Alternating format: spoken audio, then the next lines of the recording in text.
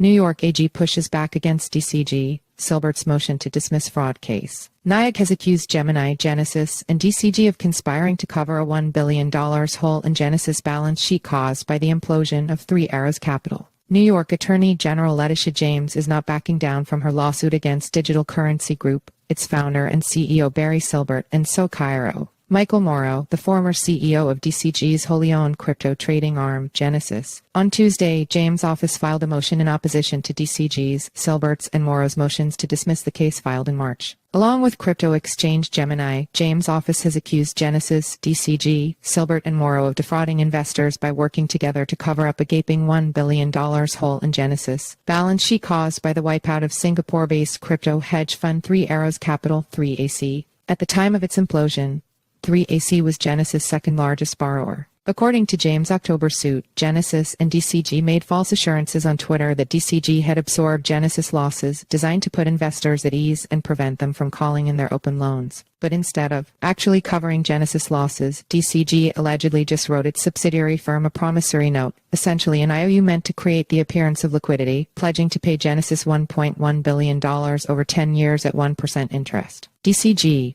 James' suit alleges, never made a single payment under the note. In November 2022, Genesis halted withdrawals and declared bankruptcy 2 months later. DCG and Silbert have denied that the promissory note was a sham. In their motions to dismiss, lawyers for DCG and Silbert claimed that the note was fully vetted and binding, adding that, in addition to the note, DCG transferred hundreds of millions of dollars in assets into Genesis to fill the hole in its balance sheet. The tweets reassuring investors of Genesis' strong balance sheet, they argued, were simply corporate puffery, not lies. James' latest motion argues that the tweets weren't simple puffery, they were misrepresentation of existing facts made to mislead the investing public, a violation of New York's strict anti-fraud law, the Martin Act. Midnight strategy meeting. In a transcript of a late-night June 15, 2022 Microsoft Teams chat attached to James' motion, Silbert, Moro, and various high-level Genesis executives strategized about how to respond to investors in the wake of 3AC's collapse. I know I sound like a conspiracy theorist, but I'm very concerned about any leakage of our overall net position,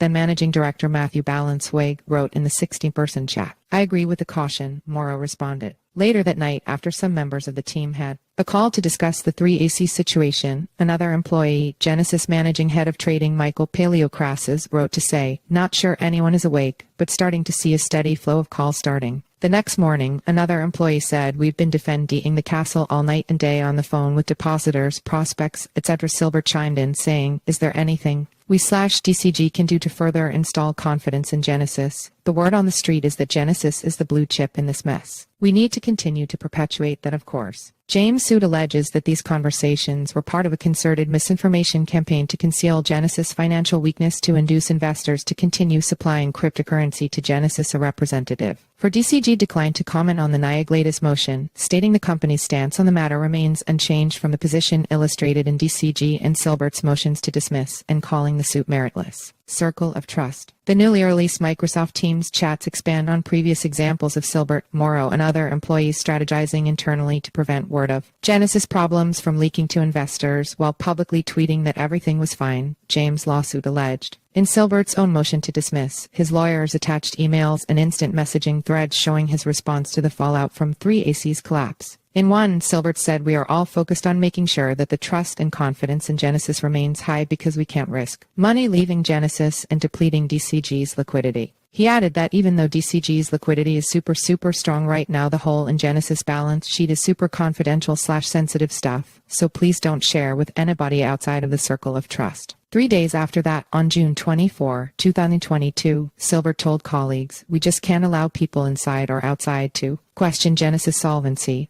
Martin Act violations." James' motion of opposition reasserts her office's claim that each of the DCG defendants, meaning DCG, Silbert and Moro, were well aware of the allegedly fraudulent practices being committed to make Genesis look solvent, a violation of New York's strict anti-fraud law, the Martin Act. The DCG defendants were actively involved in Genesis' day-to-day affairs, including attending daily meetings to discuss Genesis communications with its investors, the motion alleges. The Martin Act broadly prohibits any fraudulent business activities relating to the purchase, exchange, promotion, advertisement, or sale of any securities or commodities. The NYAG office has pursued cases against a number of crypto companies and entities under this law, including its 2018 inquiry into Tether and Bitfinex.